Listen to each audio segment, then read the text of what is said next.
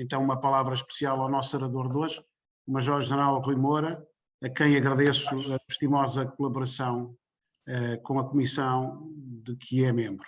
Como foi referido, esta conferência é transmitida exclusivamente por vídeo, dado o número e a qualidade das imagens que vão ser expostas e que, como eu disse há pouco, muito perderiam numa sala ou num auditório.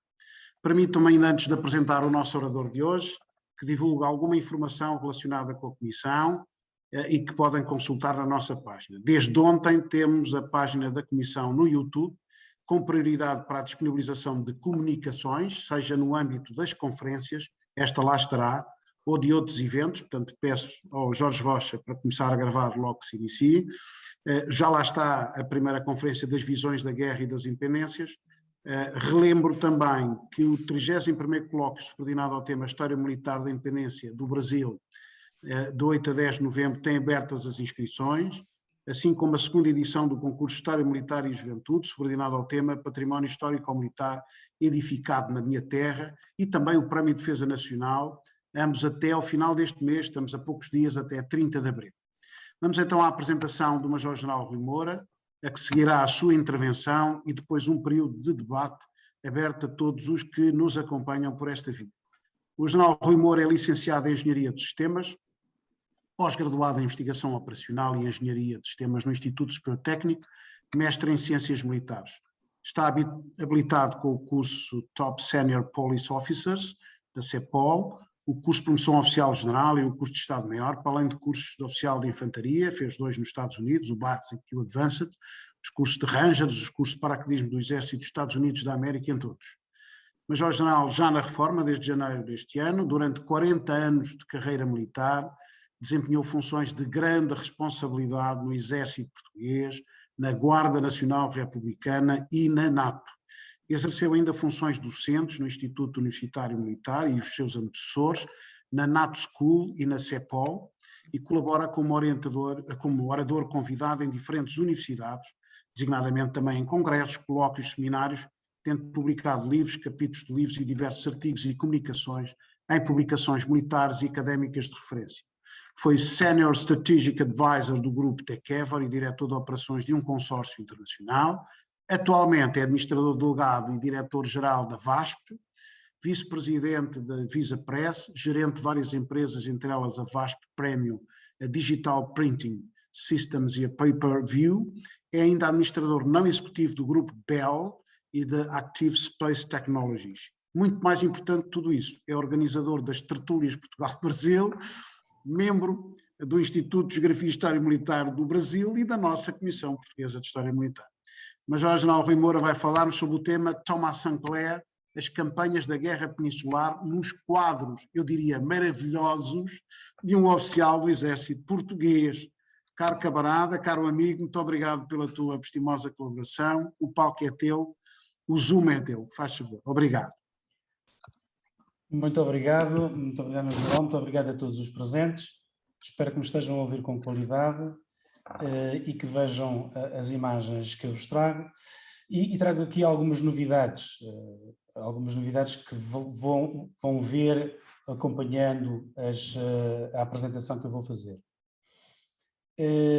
Fico sempre na dúvida nestas apresentações se faço uma apresentação mais para especialistas, e há aqui grandes especialistas na área da guerra peninsular, se faço uma apresentação mais generalista para pessoas que pouco sabem ou que, digamos assim, têm algum interesse, mas conhecem pouco sobre a guerra peninsular.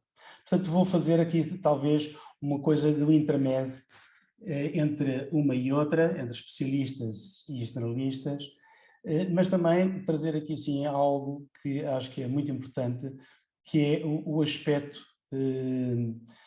da presença no Exército Português de um conjunto de oficiais que trouxeram muito, e temos aqui sim um exemplo daquele que foi provavelmente o único repórter de guerra da Guerra Peninsular, de toda a Guerra Peninsular, e que está esquecido e que está perdido. Então, eu diria assim, eu começo, isto é a gravura número 4, daí esse número 4, é o número da gravura. É um conjunto de 12 gravuras e temos aqui assim o cerco de Badajoz de 1811. Eu utilizo esta gravura há cerca de 12, 13 anos, quando faço apresentações sobre o James Ward Oliver, oficial de quem eu fiz a biografia e que foi meu antecessor no comando do Regimento de Infantaria 14, que foi ferido exatamente no cerco de Badajoz. E eu há 12 anos que utilizava esta gravura e no seu cantinho está lá escrito que foi pintado pelo Major T.S.T. Sclair. E eu sempre pensei um dia de fazer a biografia deste homem, porque realmente tem um traço muito especial. A maior parte dos pintores e dos artistas que se dedicaram à pintura de guerra nesta época eram essencialmente artistas, e não mais, não eram militares, portanto não tinham a noção do que pintavam porque ouviam.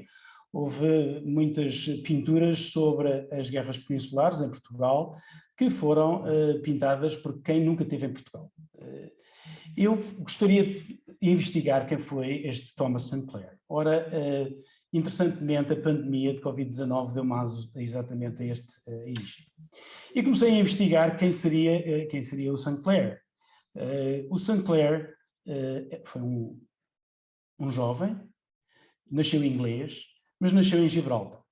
E nasce em Gibraltar porque o seu pai era militar, capitão na altura, capitão Sinclair, William Sinclair, colocado no 25º Regimento de Infantaria e colocado em Gibraltar com a sua família. E Sinclair é o quarto filho de uma família com mais 3 irmãos mais velhos do que ele. Ao fim de cerca de 6, 7 anos, ele regressa com a família e com o seu pai para Edinburgh, onde vai fazer a sua escolaridade básica e a escolaridade como jovem, e vive entre os 8 e os 18 anos em Rosslyn. Rosslyn, que está ligado aos Sinclair de Rosslyn, da conhecida família que vem dos primórdios das histórias da Tábua Redonda. Sinclair, como quarto filho, os 3 mais velhos, filhos do capitão e depois major Sinclair, foram todos para a vida militar. Um para a artilharia, um para a Royal Navy e outro para o exército colonial.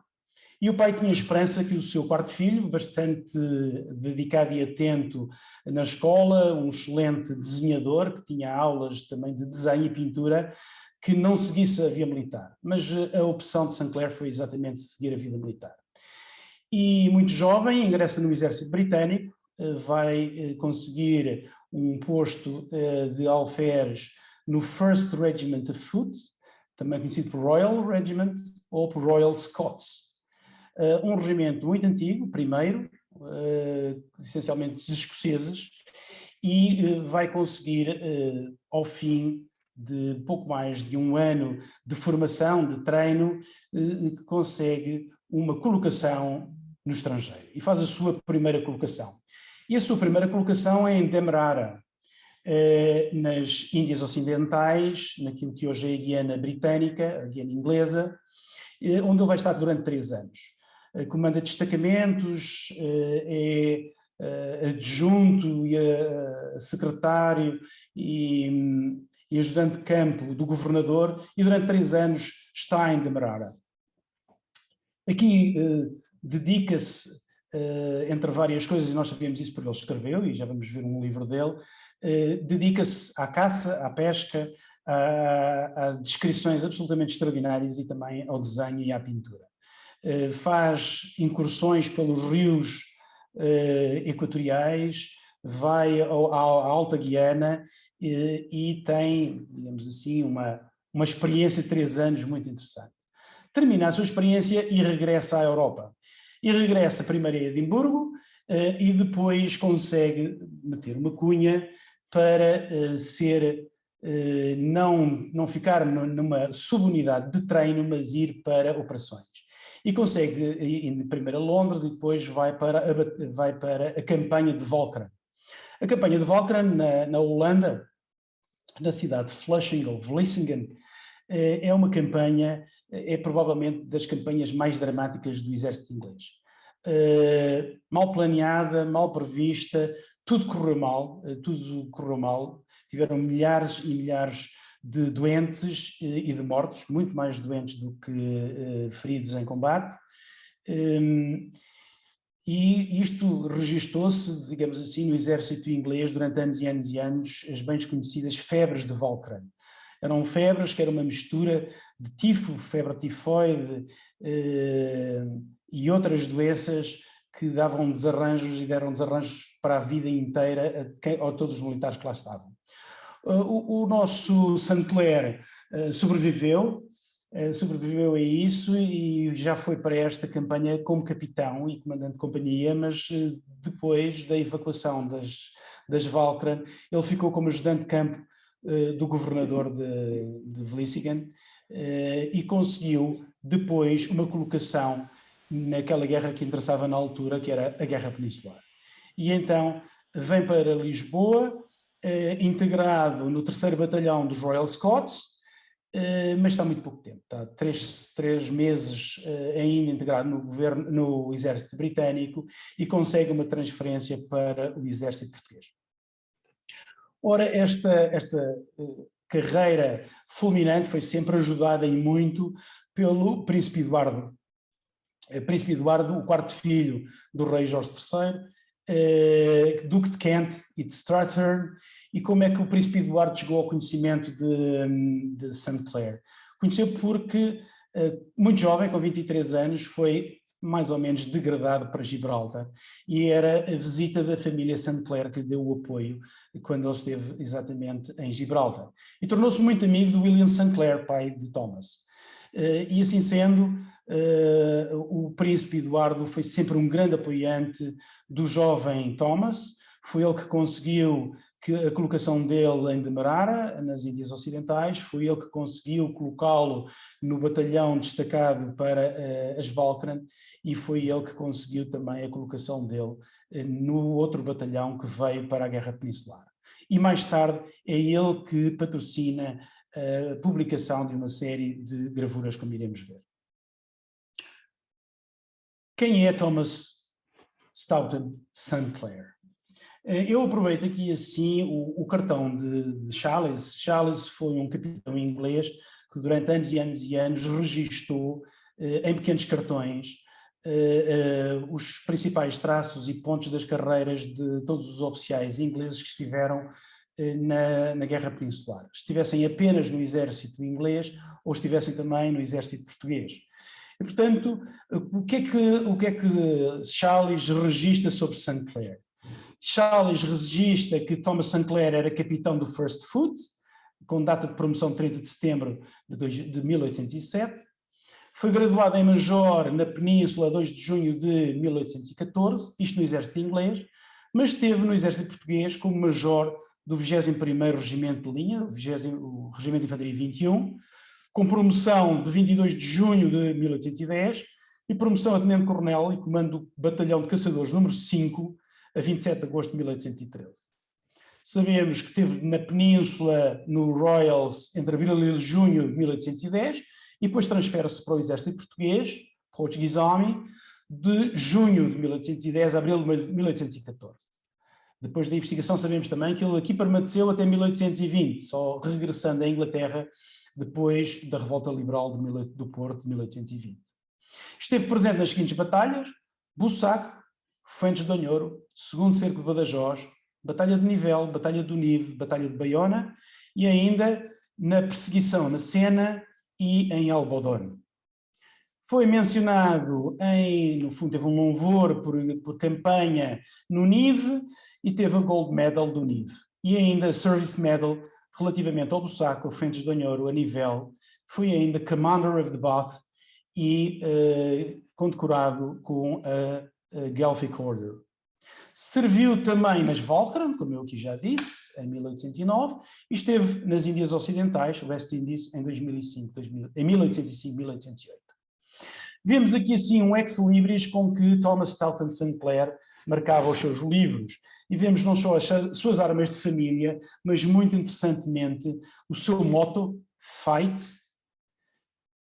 o seu motto, Reinace più glorioso, e uma coisa absolutamente extraordinária, é aqui 5 condecorações, nada normal, colocada numa brasão de armas. a Gold Medal inglesa, a Torre-Espada portuguesa, a Gallifrey Order, a Cruz de Guerra portuguesa e a Medalha de Distinção em Comando portuguesa. Estas condecorações, que viu a encontrar no National Army Museum de Londres, não estão em exposição, estão, digamos assim, guardadas. Podemos ver que inglesas são as duas de cima, a Gold Medal e a Service Medal, e todas as outras, desde a Ordem de São Bento da Viz, a Ordem de Torre-Espada, 2 cruzes de guerra de 4 campanhas e a medalha de comando. Mas St. Clair foi também um escritor e, como aqui já disse, escreveu a sua estadia numa monografia, A Residence in the West Indies and America, with a narrative of the expedition to the island of Walcheren. Escreve isto em 2 volumes, que são publicados como memórias em 1834 e termina exatamente estes 2 volumes no momento em que se desloca para a Península. Infelizmente não escreveu sobre a guerra na Península porque, pelo exemplo que temos da escrita destes 2 volumes, é absolutamente extraordinário. Este livro deve ter sido tão popular, eu não sei, vou fazer aqui assim uma especulação, deve ter sido tão popular a sua leitura em 1834, que no mesmo ano, o mesmo editor, é publicado um livro também, em uma monografia em 2 volumes, exatamente pelo mesmo editor, que é uma reimpressão. Não há nada diferente a não ser o título.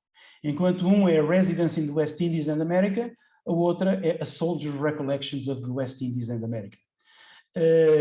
Tudo o resto, até os erros de ortografia, são exatamente os mesmos e as manchas da impressora estão exatamente nos mesmos locais. Dentro destes livros já vemos aqui assim algumas gravuras que Thomas St. Clair fez da sua estadia nas Índias Ocidentais. Desde plantações até, por exemplo, às ilhas de St. Kitts. Foi aqui, nesta ilha de St. Kitts, que ele esteve pela última vez com o seu irmão mais velho, que veio a morrer em campanha contra os franceses na ilha da Martinica, no comando de um batalhão. Ao longo deste livro tem ainda gravuras inseridas no meio do texto, seja, por exemplo, aqui assim o aspecto de uma caça ao crocodilo, ou ainda como retirar a pele a uma cobra. Estes livros estão pejados de gravuras, dando uma visão muito especial para a vista e a visão de um leitor europeu de algo que era absolutamente desconhecido. Ora, andando nas minhas investigações, descobri digitalizado na biblioteca de documentos reservados e manuscritos da Universidade de Yale, nos Estados Unidos, um álbum que contém 9 aguarelas ou gouaches, que é intitulado Sketches in Portugal, in Spain, Portugal and France, during the war, taken by Lieutenant Colonel Thomas Stoughton St. Clair from 1810 to 1813. É muito interessante, são apenas 9 sketches, são 9 pinturas, mas vamos ver que destas 9, 6 foram base para as suas conhecidas 12 gravuras. Quais são estas gravuras? A primeira é a primeira visão que ele tem de Portugal, ao entrar numa embarcação no Porto de Lisboa. A segunda é a cidade de Coimbra e o Mondego. A terceira é a Batalha do Bussaco. A quarta é a fortaleza, ou o forte, ou o castelo do Sabugal, com tropas francesas em retirada. A número 5 é a Serra da Estrela e uma coluna logística e militar na Serra da Estrela. A sexta é o Rio Tejo, em Vila Velha de Ródão, a conhecida Garganta de Vila Velha de Ródão, e a travessia da 3ª Divisão do Exército Anglo-Português.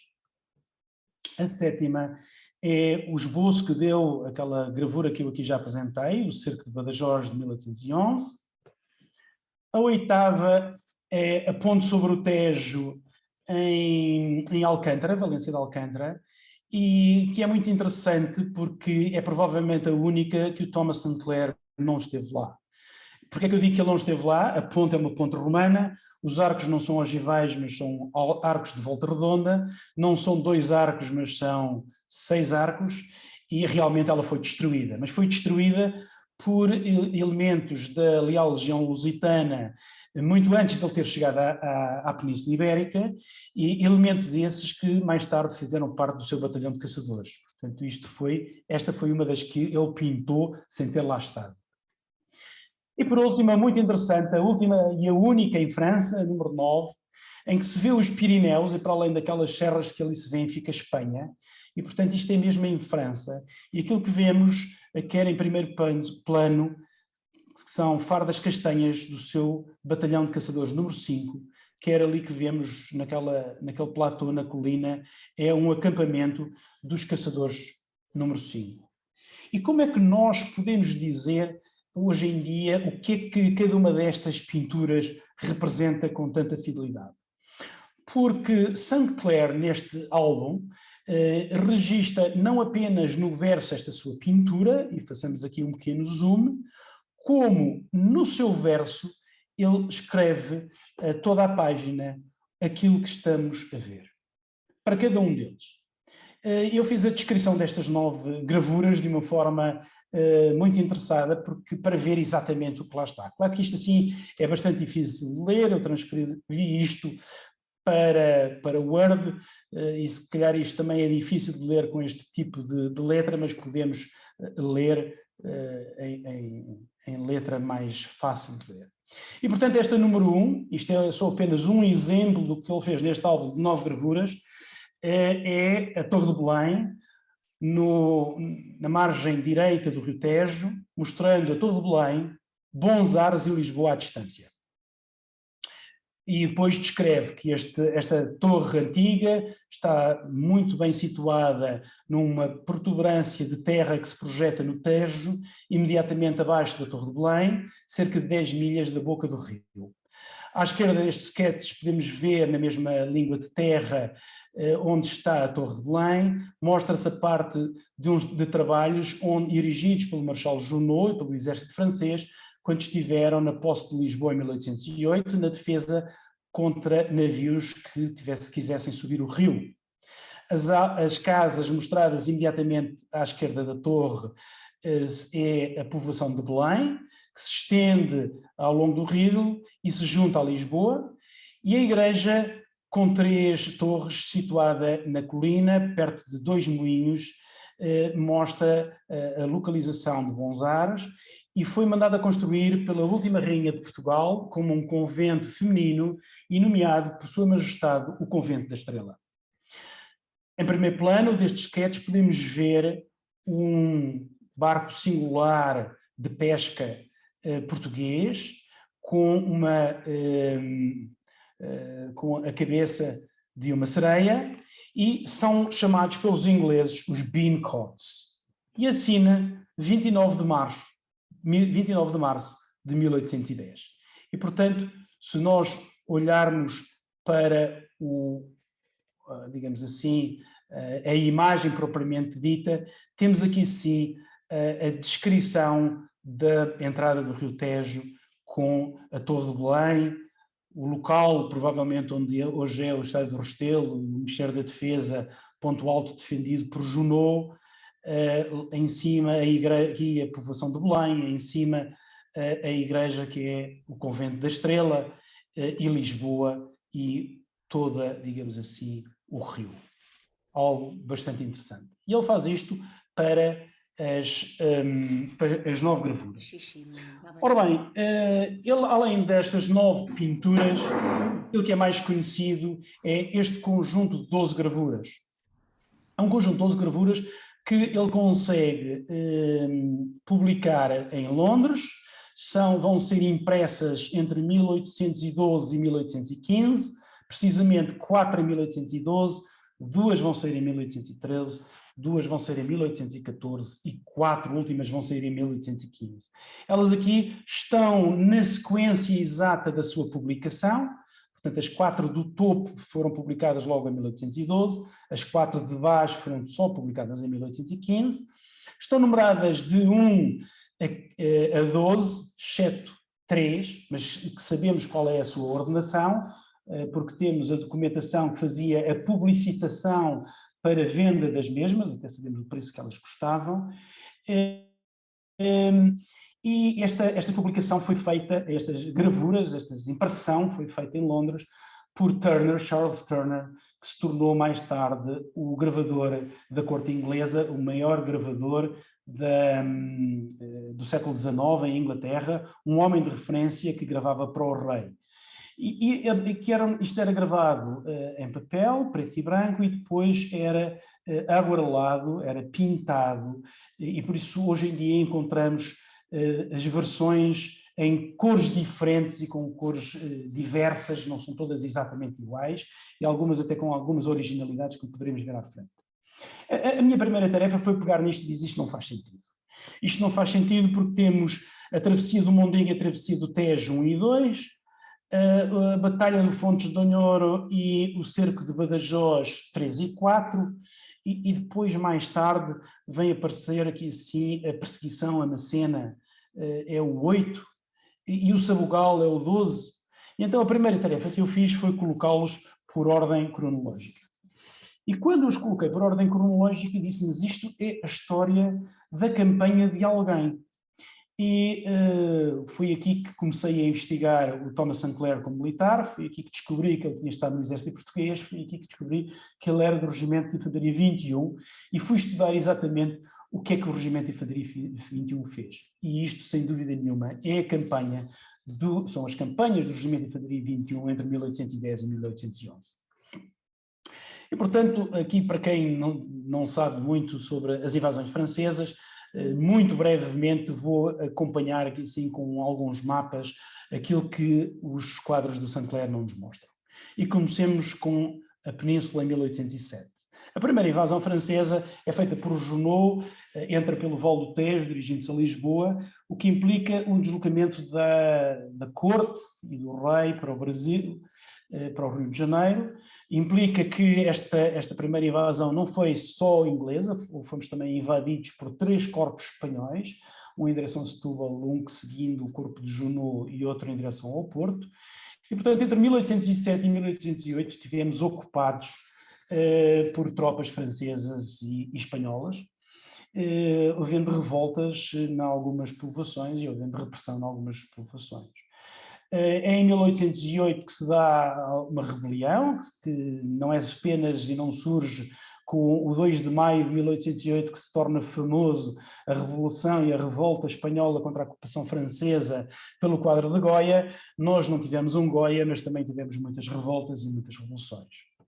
É assim que Wellington, não conseguindo desembarcar no norte da península, acaba por desembarcar na região da Foz do Mondego e vem em direção a Lisboa, combatendo na Roliça e combatendo no Vimeiro, derrotando Soult, e também aqui com a colaboração de algumas forças portuguesas, das quais destaco o comando de Bernardino Freire de Andrade.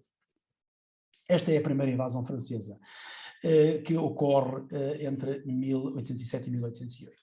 Entre 1808 e 1809, basicamente, o que vai acontecer é que o General Moore, chegando também à Península, aqui assim ao Porto de Lisboa, reunindo muitas forças inglesas que aqui tem, vai invadir o território espanhol em direção a Salamanca e em direção a Burgos, e essencialmente só com tropas inglesas. Pela primeira e única vez, Napoleão ele próprio entra na península à frente de um fabuloso exército e dirige-se em direção a Moore. Moore não tem capacidade para combater este exército poderosíssimo e aquilo que faz é uma retirada em direção a La Coruña, no inverno de 1808 para 1809, uma retirada dramática do exército inglês, sempre sob pressão. Nesta altura, Napoleão já tinha regressado, passa o seu comando ao general Soult, e é Soult quem vai perseguir Moore. Moore que consegue embarcar grande parte do exército inglês em La Coruña, apesar de ele próprio morrer no porto de La Coruña em combate contra os franceses. Soult, estando já na Galiza, não tem mais do que invadir Portugal pelo norte. Tenta invadir primeiro ao longo do Rio Minho, é impedido por forças de milícias e forças portuguesas que ao longo do rio impedem a travessia do rio e vai entrar pela várzea de Chaves, bastante mais a norte, onde não havia rios tão grandes como obstáculo, e de Chaves vai entrar e ocupar o porto.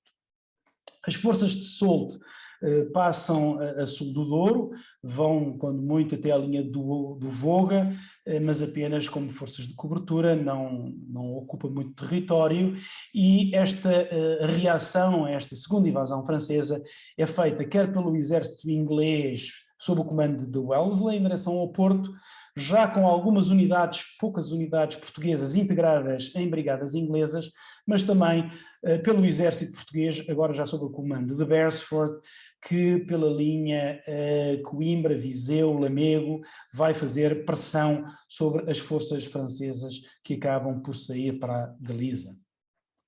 Entre 1809 e 1810, o território português está basicamente como uma área de retaguarda.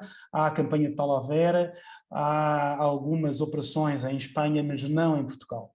E isto dá para reconstituir e reconstruir o exército português e integrá-lo também de uma forma muito integrada e com interoperabilidade no exército inglês. E, portanto, temos aqui um exército aliado.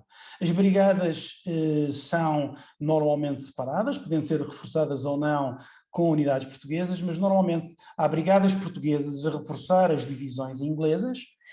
Há apenas uma divisão independente portuguesa, a divisão também chefiada e comandada por um general inglês, a Hamilton, e portanto nós quando ouvimos a divisão Hamilton é uma divisão portuguesa, e inclusive a divisão ligeira, que faz normalmente forças de cobertura, é reforçada com batalhões de caçadores.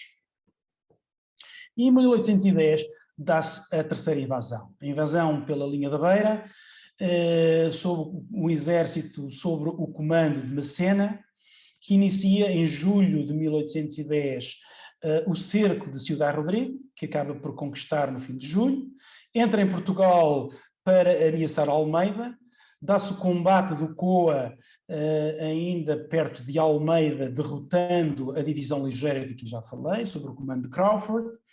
Crawford vai ter que passar para a margem ocidental do rio Coa e Almeida é cercado. É cercado, é bombardeado e acaba por se render no fim de agosto de 1810. E com a queda de Almeida está aberta, digamos assim, a chave de entrada em Portugal no eixo da Beira.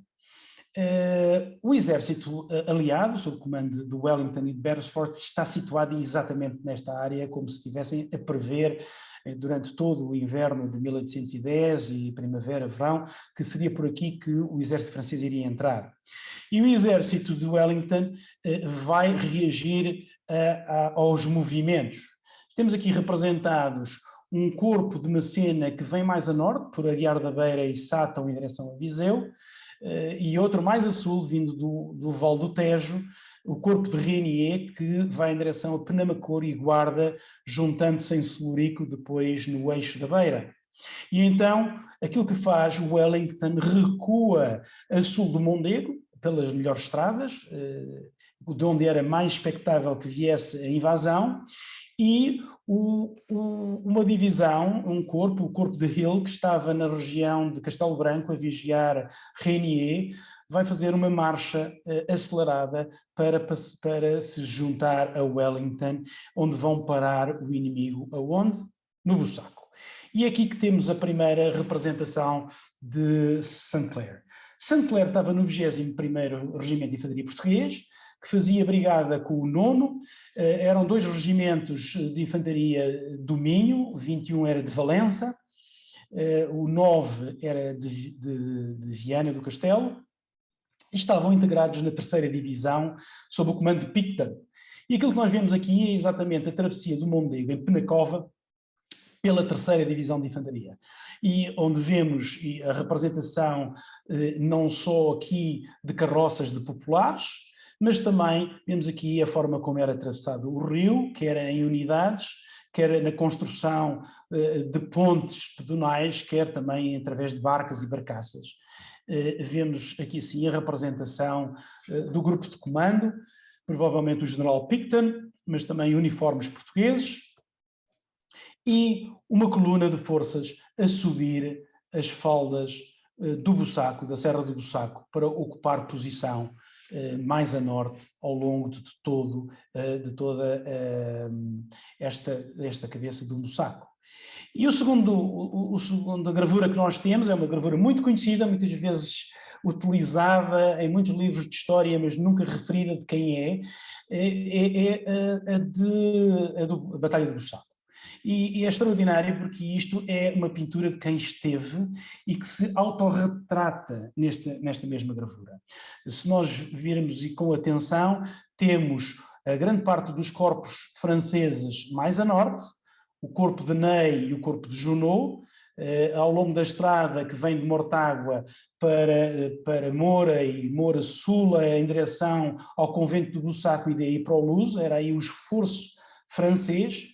E aqui, mais próximo, em Santo António de Cântaro, o corpo de exército de Régnier, o segundo corpo de exército, que ataca na direção de Santo António do Cântaro, em direção mais próximo, em direção a Coimbra.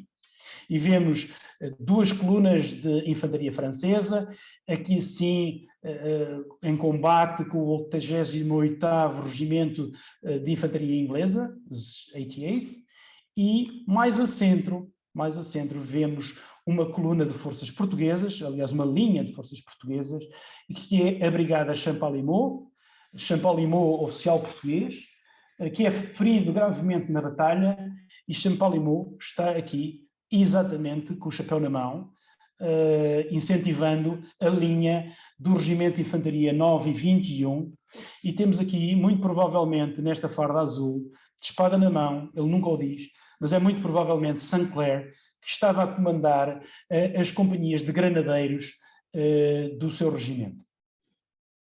Mais atrás vemos outras linhas de infantaria e lá atrás a artilharia e outras linhas de combate.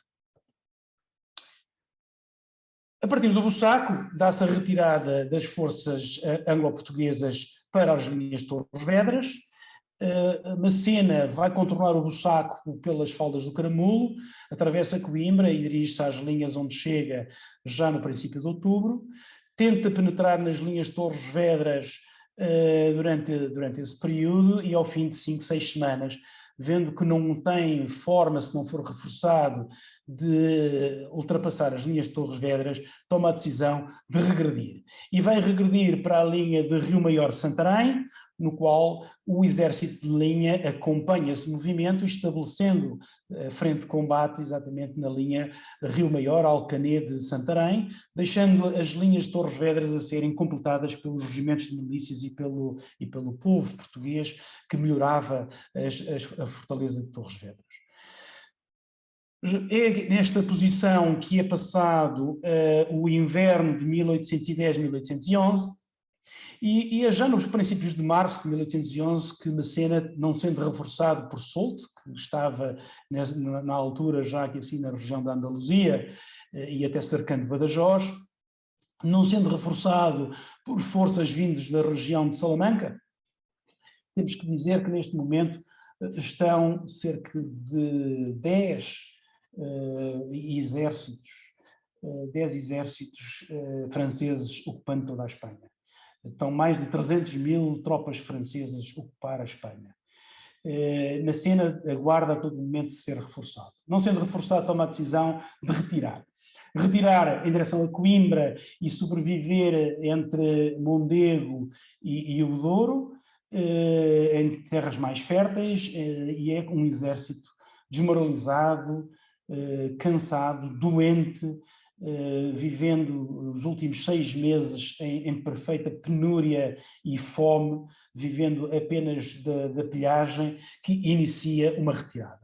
Essa retirada é feita ao longo da via que vai em direção a Pombal, e depois de Pombal Condeixa, e daí ir para Coimbra, Macena, e contra a ideia de Macena, quem faz toda a guarda-retaguarda é o corpo de Ney, e Ney, ele próprio, toma a decisão de já não aguentar mais e força o combate de Casal Novo na antiga Estrada da Beira, obrigando o exército a retirar aí sim novamente pela Estrada da Beira em direção a Celurico da Beira, Guarda e em direção à fronteira. Ora bem, essa perseguição é feita novamente pelo exército anglo-português. O exército, parte do exército, principalmente o corpo de Hill, na altura comandado por Beresford, mantém-se a sul do Tejo, e Beresford vai pessoalmente acompanhando Wellington, e quando chegam na região de Condeixa, ele é enviado para Badajoz, e vamos ver quão importante é esta mudança para Badajoz, acompanhar todo o exército anglo-português que está na linha do Tejo e marchar em direção a Porto Alegre, Campo Maior, Elvas, para aliviar as forças espanholas que estão cercadas pelo exército francês em Badajoz. E é exatamente isto que Saint-Clair nos pinta. Pinta-nos Pombal, e vemos aqui, porque ele estava na 3ª Divisão de Infantaria, a 3ª Divisão aliada de Picton era constituída por 2 brigadas inglesas e a Brigada Champalimau, constituída era a Brigada do Minho, e portanto Saint-Clair vai fazer a perseguição até à fronteira de Almeida. E portanto temos aqui assim a primeira ação de combate, em Pombal, a 11 de março de 1811, e podemos ver em detalhe aqui um general português e um general inglês, forças inglesas, Wellington aqui no bosque. Podemos ver aqui assim um corpo jazendo no solo e um cavalo, provavelmente um oficial francês. Ao cavalo já foram retiradas a sela e todas as aparelhagens, e o oficial já foi descalçado e retirado os seus uniformes e todos os seus posses, era assim a guerra.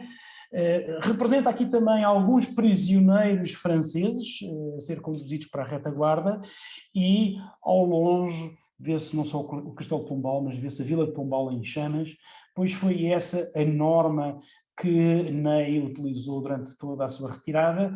Foi uma política de incendiar todas as cidades por onde passava, matar toda a gente por onde passava, obrigar as forças perseguidoras a desenvolver e a perder tempo, e é assim que a de Pombal a 11 de março vai defender a Narredinha a 12 de março, e Condeixa a 13, no Casal Novo a 14 de março, na Foz do Aroço a 15, na Ponte da Mocela a 17 e 18 de março, e entra já aí em desespero o caminho para Celurico, sendo perseguido pelo exército anglo-português, dirigindo-se à Guarda, onde ainda há um conflito e um combate, e a última posição desta perseguição é o Sabugal.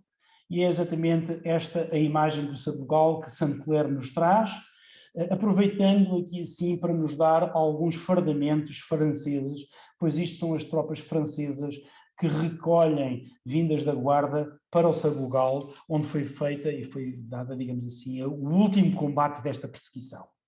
E, portanto, temos aqui assim um general francês, acompanhado pelo seu ajudante de campo e o seu ordenança, uma coluna de dragões franceses a caminho do Sabugal, e aqui, mais à esquerda, há alguns uniformes de caçadores, chasseurs à cheval. É já um pouco mais à frente, portanto, o Sabugal é 3 de abril, decorre cerca de um mês, e em 5 de maio de 1811 os franceses atacam Fuentes de Onhoro. Esta batalha é uma batalha, lembremos que Wellington já tem forças a norte na região de Almeida e a sul na região de Elvas, Badajoz. Esta é uma batalha sangrenta que decorre durante 2 dias, é uma batalha que é uma vitória aliada, pode-se dizer uma vitória aliada, e dá-nos aqui sim a imagem desta grande batalha, já em campo aberto, feita por Saint-Clair, onde se vê aqui assim algumas das atividades do campo de batalha, desde aqui o abandono do tambor, mas aqui sim o transporte de feridos, o tratamento dos feridos, aqui assim, a apresentação de oficiais prisioneiros aos oficiais generais que observam o campo de batalha, aqui assim uma peça de artilharia rebocada a cavalo da Royal Horse Artillery e um campo de batalha bastante amplo e bastante disperso, completamente diferente do Bussaco. Derrotado na cena em Fuentes de Onhoro, ele regressa para Ciudad Rodrigo, ocupa Ciudad Rodrigo, é demitido do exército e regressa a Paris. Os franceses ocupam Ciudad Rodrigo e Saint Clair mostra-nos aqui sim uma imagem que nos diz, pois sabemos que a sua divisão e a sua brigada e o seu regimento estavam em Nave de Aver, muito próximo da fronteira, e se deslocavam de vez em quando a uma povoação espanhola de seu nome Espeja, que se via Ciudad Rodrigo ao longe. E aquilo que temos é exatamente uma vista à distância de Ciudad Rodrigo, onde ele nos pinta, aqui assim, guerrilhas espanholas. Aquilo que estamos a ver são fardamentos e as atividades de um acampamento da guerrilha espanhola, que era apoiado e que passava informação a Wellington, e que era apoiada e que atacava as retaguardas e as colunas logísticas francesas. Portanto, dá-nos aqui assim uma ideia do que eram essas guerrilhas espanholas e Ciudad Rodrigo ao longe. Regressando um pouco ao movimento de Beresford que faz para levantar o cerco de Badajoz, quando Beresford vai a caminho e ainda antes de chegar a Campo Maior, os espanhóis são derrotados pelos franceses e os franceses ocupam Badajoz. E, portanto, o exército anglo-português já não consegue libertar Badajoz do cerco francês, vai encontrar Badajoz ocupado pelos franceses e, portanto, vai rodear Badajoz. O exército anglo-português atinge Elvas, vai fazer a travessia perto de Jurumanha, conquista Olivença e vai cercar Badajoz. Estando cercado de Badajoz, os franceses, com Soult, o mesmo que esteve na segunda invasão francesa lá em cima no Porto, comandante dos exércitos franceses na zona da Andaluzia, vai transportar um grande exército, vai movimentar um grande exército vindo de Sevilha em direção a Badajoz.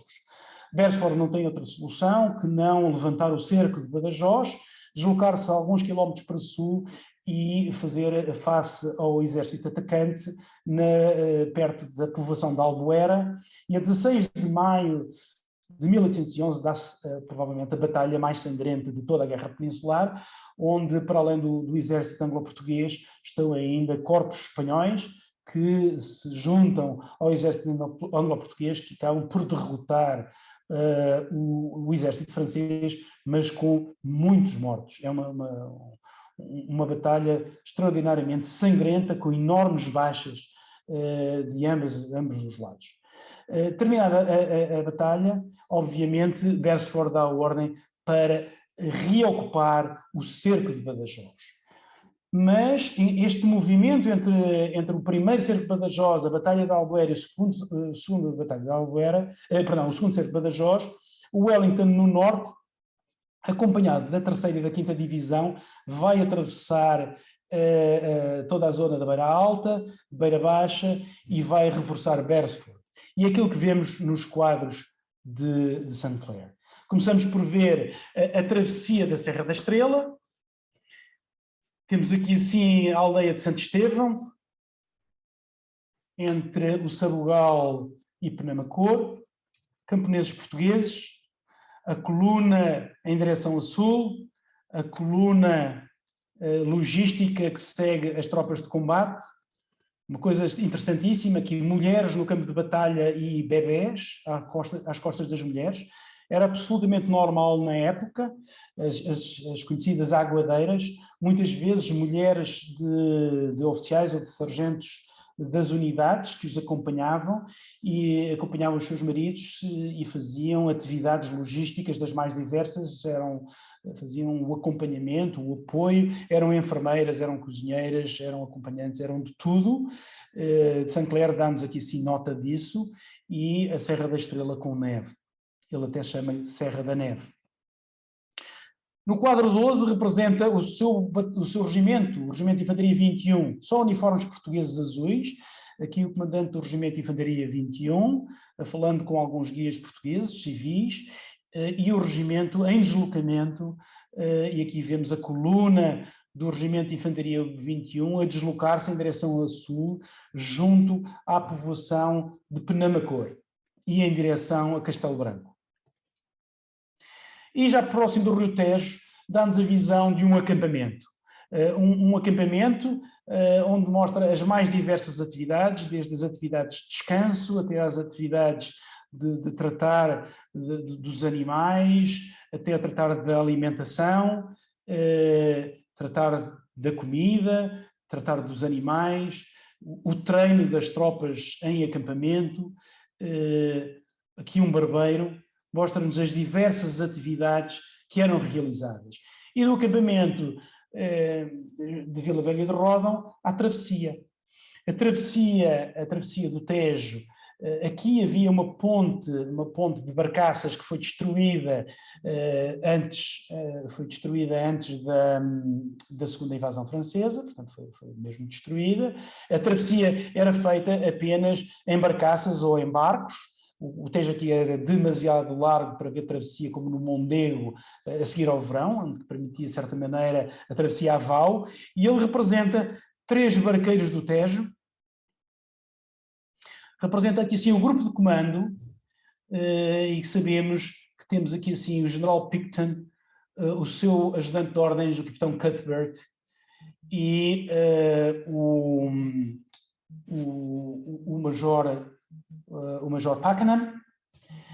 Forças da 3ª Divisão a atravessar o Tejo. Temos aqui assim uma peça de artilharia portuguesa da brigada do Major Arenshield a fazer a travessia, e aqui do outro lado já parte da força de artilharia portuguesa do Major Arenshield, e sabemos isto tudo pela descrição do próprio St. Clair, e aqui as forças da 3ª Divisão anglo-portuguesa a caminho de Nisa e daí a caminho de Porto Alegre e Elvas para reforçarem o cerco de Badajoz. A gravura número 4, o cerco de Badajoz, onde temos várias imagens. Temos aqui sim as fardas brancas, fardas azuis, calças brancas, a farda do uniforme de verão português, de infantaria, fardas vermelhas, e vemos aqui assim o trabalho das forças a cavar trincheiras, a transportar madeiramentos para o reforço, o transporte numa carreta pesada de uma peça de artilharia provavelmente vinda da Fortaleza, é uma peça de Fortaleza, uma peça provavelmente vinda de Elvas. À distância podemos ver aqui sim o forte de Cristóbal, já a norte do Guadiana, a ser atacado pela artilharia aliada, porque havia forças aliadas não só ao sul de Badajoz e ao sul do rio, mas havia também ao norte do rio. À distância, ali assim na névoa, vê-se Campo Maior. Aqui vemos o castelo de Badajoz, que foi onde foi já em 1812 feito a entrada e o assalto. Aqui, numa zona central, vemos uma sortida de forças francesas contra as forças em primeira linha, na primeira paralela do exército anglo-português, e aqui assim, em primeiro plano, algo que eu descobri ao fim de 12 anos de trabalhar ou de utilizar esta gravura apenas num plano geral. Nunca tinha reparado o transporte de um ferido. Muito estranho ele transportar um oficial, que se vê que é perfeitamente oficial, pelas dragonas douradas e pela sua gola, pelo tipo de uniforme é de um oficial português, transportado por 2 militares ingleses. Algo muito estranho, e que eu, obviamente, quando tive acesso ao álbum pintado pelo próprio punho de St. Clair, se repara que são tudo uniformes portugueses. Porque foi pintado de vermelho, não sabemos se foi ignorância do aguarelista, se foi para agradar melhor ao gosto inglês, porque estas gravuras foram essencialmente vendidas em Inglaterra, nós não sabemos. E quem é este oficial que está aqui? No verso do álbum está lá escrito um parágrafo que diz que em primeiro plano vê-se soldados em uniforme de campanha a transportar o Coronel Oliver do serviço português severamente ferido. Ora, Oliver foi exatamente de quem eu fiz a biografia há 12 anos, que está publicada. Oliver, que foi ferido neste segundo cerco de Badajoz e que está sepultado nas muralhas da Praça de Elvas. E por último, última gravura, Coimbra. Porquê Coimbra? Porque Saint-Clair sempre padeceu, de certa forma, com alguns problemas de saúde, mas, além disso, era muito experiente em treino de forças. Ele tinha treinado forças no exército inglês, que era antes de ir para as Índias Ocidentais, preparou também a sua companhia antes de ir para as Walcheren, trabalhou muito e deu-lhe grande responsabilidade o treino que ele deu ao Regimento de Infantaria 21 durante os anos de 1809-1810, e ele é escolhido para ir para Coimbra preparar 1000 recrutas vindos do Minho para constituir 2 batalhões para reforçar os regimentos 9 e os regimentos de Infantaria 21. E é exatamente aqui em Coimbra, que ele aqui nos dá neste quadro, muito provavelmente de 1811 e hipoteticamente 1812, que estando a preparar esses 1000 homens, esses 1000 recrutas, cai de um cavalo. Ele cai de um cavalo, tem autorização para ir a Londres. A Londres ele leva os seus desenhos e as suas aguarelas. Em Londres estava o Duque de Kent e é aí que ele faz o negócio com o gravador Charles Turner e que a partir do fim de 1812 são publicadas estas 12 maravilhosas gravuras. Nesta gravura vemos, como sempre, aqui sim o aspecto bucólico do campo português, o pastor, e à distância os conventos de Santa Clara Velha e Santa Clara Nova, do lado, na margem sul do Mondego, a Ponte de Pedra e a cidade com a universidade e os seus conventos. Bom, e quem era Thomas Saint-Clair? Por muito que eu andasse à procura, não consegui encontrar aquilo que sempre andei à procura. A imagem mais próxima que nós temos é uma fotografia de um óleo. É uma fotografia a preto e branco. Essa fotografia a preto e branco encontra-se no National Army Museum. É uma muito pequena fotografia que se encontra junto de uma nota, e essa nota diz: foto do retrato do Major-General Thomas Stoughton Saint-Clair. Original, o retrato original foi vendido ao Museu Nacional de Portugal, a ser entregue ao Imperial War Museum com as suas medalhas. Nunca foi entregue, portanto tudo isto ainda está no National Army Museum. Foi entregue ou foi vendido ao National Museum of Portugal. Muito francamente, fui às Janelas Verdes, falei com a doutora Alexandra Marco, fui ao Museu Militar, provavelmente estará escondido em alguma reserva e não identificado, mas é a imagem com o uniforme de Brigadeiro-General do Exército Português, Thomas Saint-Clair. Eu escrevi um artigo que foi publicado em dezembro no Journal of Anglo-Portuguese Studies. Se querem, isto é apenas um extrato deste artigo, talvez um pequeno parágrafo, um pequeno capítulo deste artigo, aprofundando um bocadinho mais as gravuras de Saint-Clair. Essas gravuras podemos encontrar os seus originais na Brown University em Rhode Island, nos Estados Unidos, na Royal Collection, na coleção privada de Jorge III, no Arquivo Histórico Militar. Aquele álbum de originais está na Beinecke Rare Book and Manuscript Library da Yale University. Existe um livro que é único, não há mais lado nenhum no mundo, nos reservados da Biblioteca Nacional, e os 2 livros que ficam aqui para a vossa referência, e termino com isto aqui a minha conferência, estando à disponibilidade para as vossas questões ou perguntas. Muito obrigado pela vossa atenção. Meu general, muito obrigado. Estaríamos aqui certamente ainda mais tempo. A maravilha destas imagens e, sobretudo, a ligação e a ponte que foste fazendo com toda a operação tornou realmente este vídeo único, e vamos partilhá-lo no YouTube para muito mais gente que hoje não teve a oportunidade de ver, até por afazeres profissionais, tendo em conta a hora. Muito obrigado. Eu vou passar, portanto, a todos os presentes, e que eram cerca de 50, quem quiser colocar questões, faça favor de colocar a imagem no sentido de eu poder passar a palavra, e de preferência a alguém que saiba onde é que está o retrato original do Sancler. Portanto, se alguém souber, faz favor, tem já a palavra. Estão salvíceras, estão salvíceras. O Pedro Avilés é capaz de saber onde está, não? Pedro Avilés deve... Não, o Pedro Avilés, já agora, eu não sei se ele está, o Pedro Avilés tem um original... O Pedro Avilés tem um original de St. Clair que comprou em Londres. Ele está ali, ele está ali. Então, se calhar, ele conta melhor a história. Ele tem um original de St. Clair.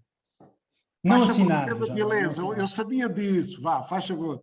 É ligar o som. Não, tenho o prazer de ter comprado um quadro a óleo do St. Clair, com uma cena em Portugal, em que tem umas figuras e que tem uns militares a cavalo, junto dessas figuras que estão a passar, e ao longe tem o que depois foi... Eu quando vi aquilo em Londres disseram-me, não, isto é um quadro em Itália.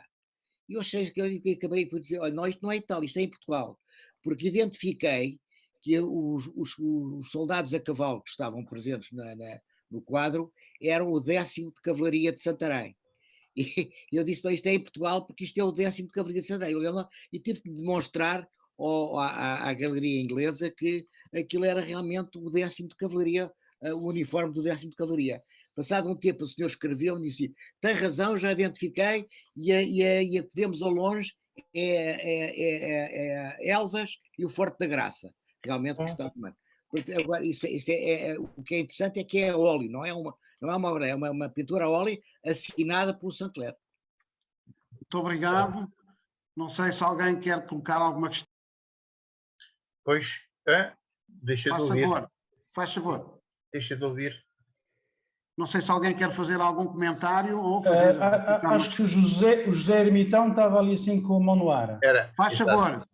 Para já, os meus cumprimentos ao Sr. João Rui Moura, com quem tenho de voltar a contactar, porque, portanto, os problemas que me têm impedido, olha, já felizmente foram ultrapassados. Eu quero dar os parabéns, porque, de facto, isto é algo de novo.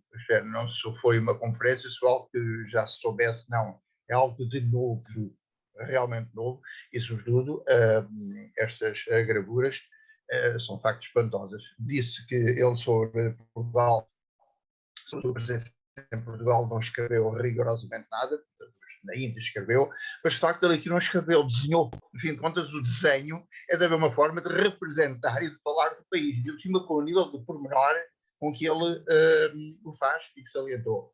Há aqui dois aspectos, no entanto, que eu gostaria de chamar a atenção, assim, levantar-se, questões que o indivíduo levanta. Para já é o lado romântico das próprias gravuras. Repare-se na interação que existe sempre entre a natureza e as pessoas. Por vezes a natureza até chegou a ocupar 2/3 do próprio quadro. Aliás, esta ligação entre o romantismo e as memórias da guerra tem sido objeto de estudo. As memórias escritas, do memorialismo, mas isto também está verificado nesta. Por outro lado, há aqui um aspecto, quer dizer, isto temos aqui a realidade, mas a realidade tem um elemento de construção social. E nessa construção social, pronto, isto é um problema. Era relacionar esta representação da realidade com a cultura visual, digamos, imagética da própria cultura inglesa ou da pintura inglesa, que isto tem muito a ver. Quer dizer, ao fim e ao cabo, isto é a realidade vista por um homem que tem toda uma formação british atrás, portanto era extremamente interessante fazer o cruzamento. Pronto, para estas duas questões, pois qualquer mal quero dizer que de facto gostei imenso da conferência. Obrigado. Muito obrigado, então, olha, as melhoras, e ainda bem que está recuperado. Não, estou mesmo, agora peço desculpa, isto é uma questão particular, agora estou a resolver uma série de questões materiais que ficaram empancados durante o tempo em que eu de facto estive bloqueado. porque, como é evidente, quer voltar a este assunto. Claro, claro. E a gente falará sobre isso. Bom, mas já agora, respondendo, St. Clair, sem dúvida nenhuma, é muito interessante verificar que os oficiais ingleses, na generalidade, pelo menos os de uma determinada, diríamos, casta, mas que era uma quantidade muito grande, tinham uma preparação muito interessante ao nível das humanidades e da pintura e dos sketches. Aliás, porque isto era é militar, digamos assim, porque os oficiais de reconhecimento precisavam de desenhar os esboços para desenhar as linhas de defesa, para reportar as informações sobre o inimigo e, portanto, havia mesmo uma construção de como construir mapas, como desenhar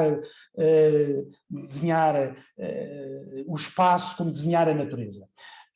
St. Clair, no seu livro, declara mesmo isso, declara que teve muita sorte por ter tido um excelente professor de desenho na Escócia, onde 2 vezes por semana passava uma tarde a desenhar. Grandes molhas ele deve ter apanhado, porque na Escócia chove muito, não é?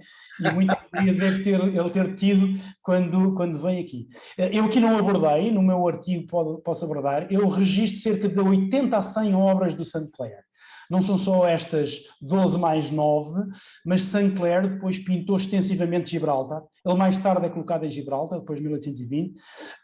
Só um militar o poderia ter feito, porque ele desenhou as defesas de Gibraltar do lado de dentro, o que era provavelmente segredo militar na altura em que ele as desenhou e pintou. Mas depois percorreu toda a Europa desenhando e pintando. Ele tem quadros da Suíça, quadros do sul da Alemanha, da Holanda, de França, de Itália e até da Sicília. Portanto, ele é um desenhador e um pintor obsessivo quase. É muito interessante. Por acaso tenho aqui assim a doutora Alexandra Markle, ela se calhar ela ensinou-me uma série de coisas quando nos encontramos no Museu das Janelas Verdes.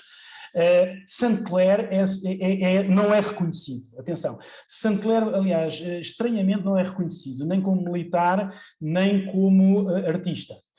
Não é reconhecido como militar, é estranho, porque tendo chegado a brigadeiro-general do exército português, ele chegou a major-general do exército inglês, ele era afilhado do Duque de Kent. Já agora, o Duque de Kent foi o 4º filho do rei Jorge III. Não era suposto ele ser rei. E não foi rei porque numa caçada apanhou uma chuvada e morreu de pneumonia. Mas a sua única filha acabou por ser a única descendente sobreviva daqueles irmãos todos, portanto foi a única neta do Jorge III e foi a Rainha Vitória. Vitória, exatamente. A Rainha Vitória era filha do 4º filho do rei, do 4º filho do rei Jorge III. Mas o Jorge III, o Duque de Kent foi sempre um padrinho do St. Clair até à sua morte em 1820. O Duque de Kent morre muito cedo e a partir dessa altura ele perde o padrinho. O que é uma verdade é que do ponto de vista militar ele deixa de ter padrinho e nota-se.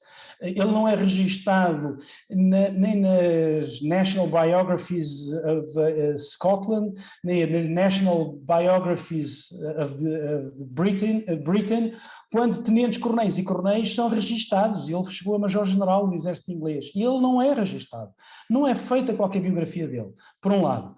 Por outro lado, como pintor era um amador, portanto não estava ligado à academia. E não estando ligado à academia, sabemos como é que estas coisas são, ele não deixava de ser um amador. E portanto não está registado em nenhum daqueles dicionários enormíssimos que há do século XIX relativamente aos artistas do século XIX. Estas 12 gravuras são absolutamente extraordinárias porque permitiram manter, de certa forma, unificadas e unidas uma obra desconhecida. São utilizadas, são reimpressas. Já agora, esta semana, a Visão História tem um artigo do António Ventura sobre as invasões francesas, que utiliza a gravura do St. Clair da Batalha do Bussaco, não diz quem é. É utilizado, reproduzido intensamente, mas nunca ninguém refere quem é o St. Clair. É verdade. É muito interessante e também a forma, aliás, o livro está disponível em acesso aberto online, o livro é muito interessante porque mostra também a própria alma do St. Clair. O St. Clair faz as suas memórias dos 3 anos que está nas Índias Ocidentais, principalmente na Guiana, e também daquilo que sofreu na Flandres, na malfadada campanha da Walcheren, mas, por exemplo, tem parágrafos interessantíssimos e capítulos interessantíssimos quando fala nas Índias Ocidentais, por exemplo, sobre a escravidão. Ele estava presente quando chega o último navio negreiro ao porto de Demerara, hoje capital, hoje mudou de nome, e portanto é a capital da Guiana Inglesa. Chegou o último navio com negros vindos da África para venda para as fazendas ainda de ingleses e de holandeses, fazendas ou de madeira ou de borracha ou fazendas de milho, e o choque que ele teve relativamente à forma como os negros eram vendidos e a forma como eles vinham amontoados e as opiniões que ele tem sobre a escravatura. Portanto, ele é um homem, sem dúvida nenhuma, muito especial, até nesse aspecto. E, portanto, é este homem muito especial que se revela nos livros e é este homem muito especial que se revela também nas gravuras. Exatamente. E esse homem muito especial, que a seguir ao Duque Pequeno tem agora um novo padrinho, chamado Major-General Rui Moura. E ainda bem, é assim mesmo. Não, maravilhoso. Eu, como comandante da Academia Militar, tinha 2 reproduções, não propriamente dentro do gabinete, mas depois na parte interior, e realmente muito maltratadas. Efetivamente com tonalidades diferentes das que estão aqui. E, portanto, há pouco tu dizias que havia aguarelas de tons diferentes e que depois poderias explicar. A minha pergunta é exatamente esta. Como é que elas eram feitas? Isto são gravuras. Isto são gravuras de Turner. Melhor do que eu explica aqui assim a doutora Alexandra Marco, de certeza. Isto era gravado em cobre, em chapas de cobre, e depois eram gravadas até a chapa de cobre aguentar e não partir e não se desfazer. Portanto, haveria, não sei, 40, 50, 60 exemplares. Exemplares esses depois eram vendidos, alguns ainda a preto e branco, outros aguarelados, e portanto também a qualidade dos aguarelistas iria depender do dinheiro do comprador da gravura. Podiam ser já vendidas aguareladas. Os aguarelistas podiam ser crianças, podiam ser mulheres, portanto não era, digamos assim, não era um trabalho artístico de primeira ordem, mas, por exemplo, as gravuras aguareladas que estão na Royal Collection e que eram da coleção privada do Jorge III, que são aquelas que eu aqui uso como base, têm uma vivacidade, um tratamento completamente diferente das gravuras que estão no Arquivo Histórico Militar, que infelizmente estão muito maltratadas, estavam desconhecidas. Já agora, para além disso, depois foram feitas reimpressões destas gravuras nos últimos 200 anos. Portanto, eu sei que em 1930 a imprensa nacional faz uma gravação essencialmente da Batalha do Bussaco. Portanto, a mais representada cá em Portugal é a Batalha do Bussaco. A Batalha do Bussaco, há 2 gravuras que são expostas na exposição dos 100 anos da Guerra Peninsular, portanto, em 1908. Não sei que gravuras foram essas, está apenas no catálogo da coleção, são representadas 2 gravuras do Turner, e portanto obviamente são desenhos do St. Clair. Esta gravura da Batalha do Bussaco é utilizada também nos anos 30, é reimpressa várias vezes, e, portanto, essas já são reimpressões modernas do século XX, em que a impressão já é feita, a própria tinta já é impressa sobre o papel, não é aguarelada, não é pintada por cima. Portanto, originais, os únicos que eu consegui localizar são os existentes na Royal Collection em Londres, são no Arquivo Histórico Militar em Lisboa, na Brown University na biblioteca da Brown University nos Estados Unidos, e um livro de gravuras originais que está na Biblioteca Nacional, ao qual foi subtraído uma gravura. Portanto, só tem 11, porque uma já lá não está. Maria João Albuquerque, faz favor. A Maria João? Sim, sim. Olá, boa tarde. Boa Eu tarde. queria felicitar esta iniciativa e também o Rui pela excelente apresentação. Gostei imenso.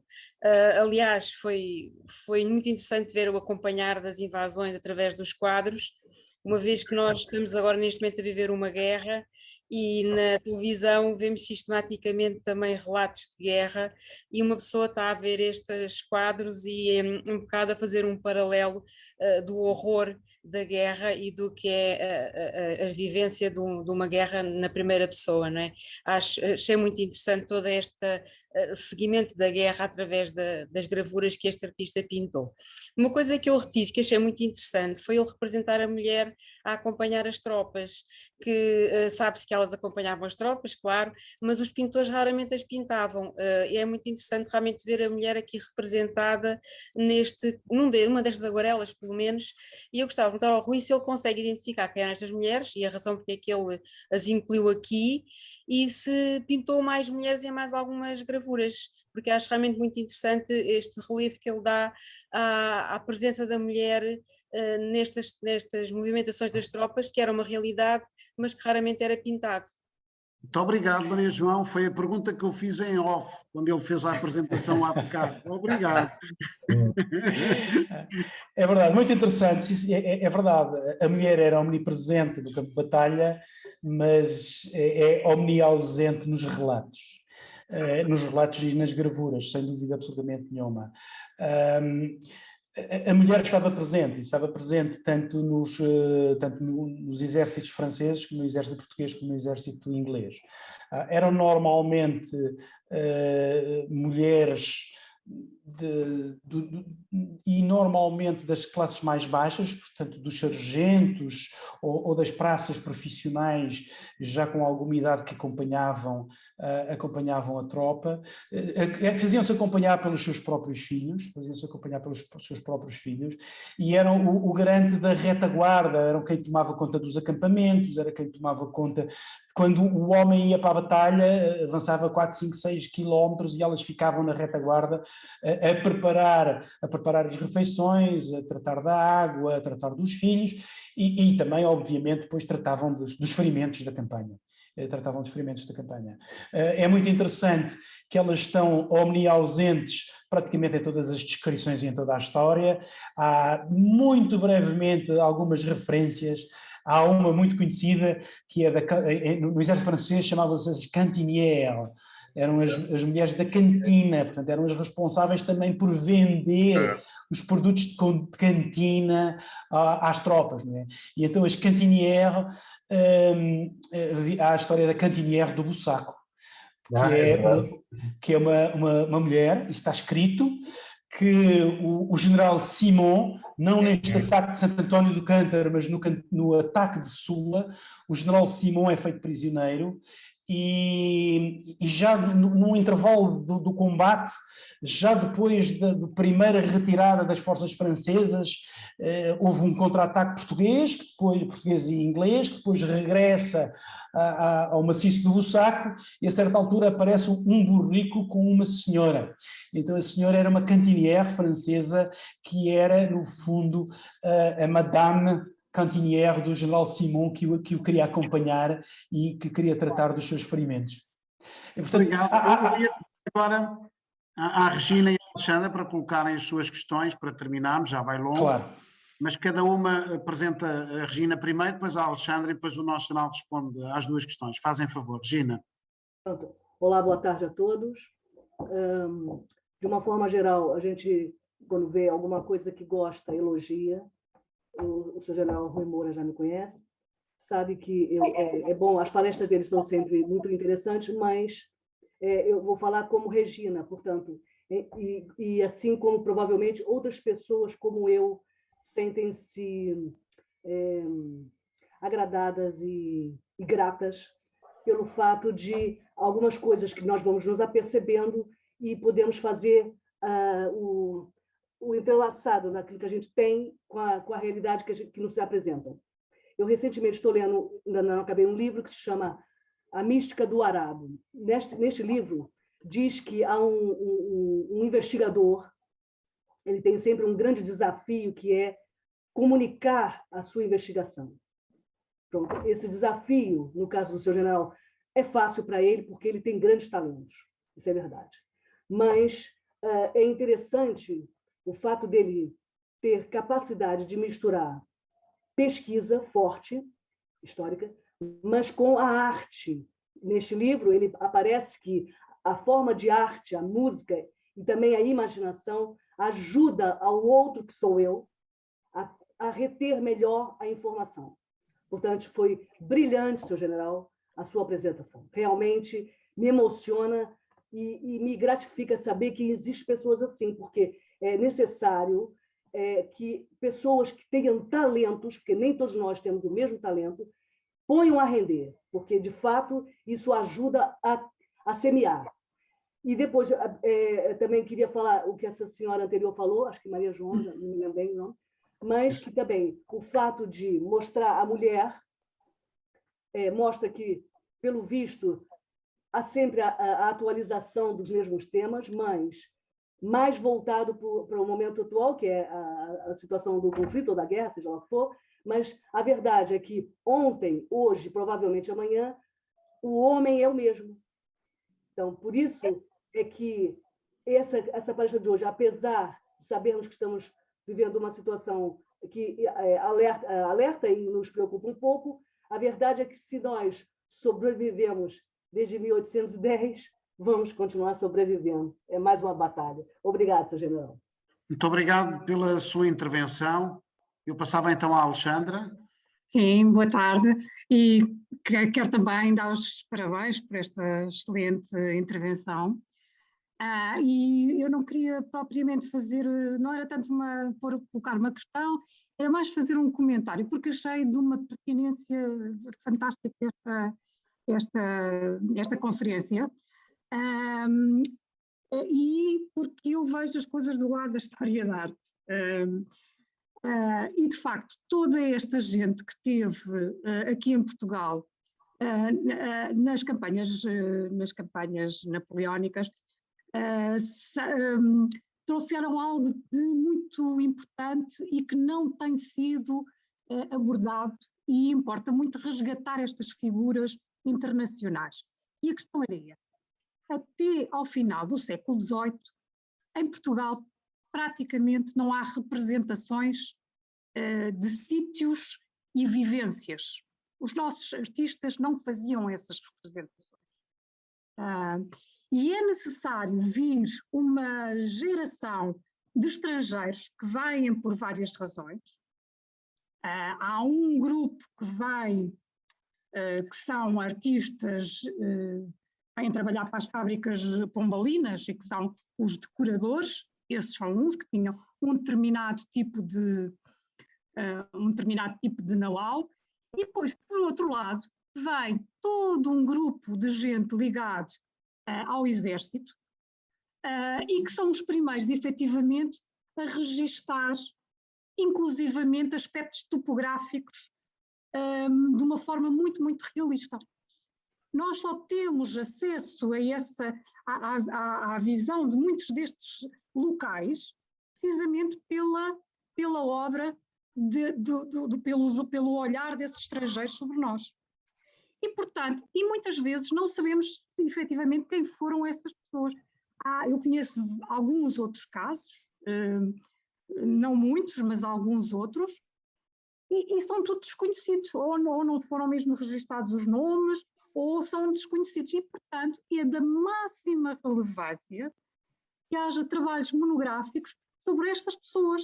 Quem são, o quê, como é que aprenderam, o que é que nos trouxeram, e de que maneira que isso tudo se foi. Ou seja, este olhar concreto e o estudo um a um dos casos é muitíssimo, e seria importante até fazer mais, continuarmos por aqui fora, porque há outros casos de gente que está ligada ao exército, aos vários, há casos de franceses, há casos, e sobretudo de franceses e ingleses, e seria muito, muito, muito interessante fazer esses levantamentos como este, enfim, com a profundidade e com a seriedade com que este aqui foi feito.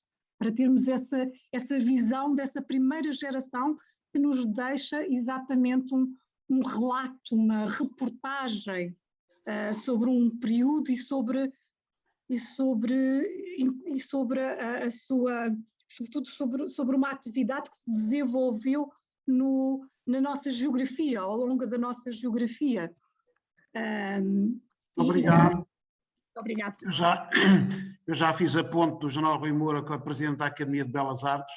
Certamente ele depois vai falar nisso. Eu só passava à última questão, pedi ao Coronel Alves de Fraga para uma intervenção curta, antes de terminarmos, porque queria terminar mesmo às 19h30. Meu Coronel, com todo o gosto, passo-lhe a palavra.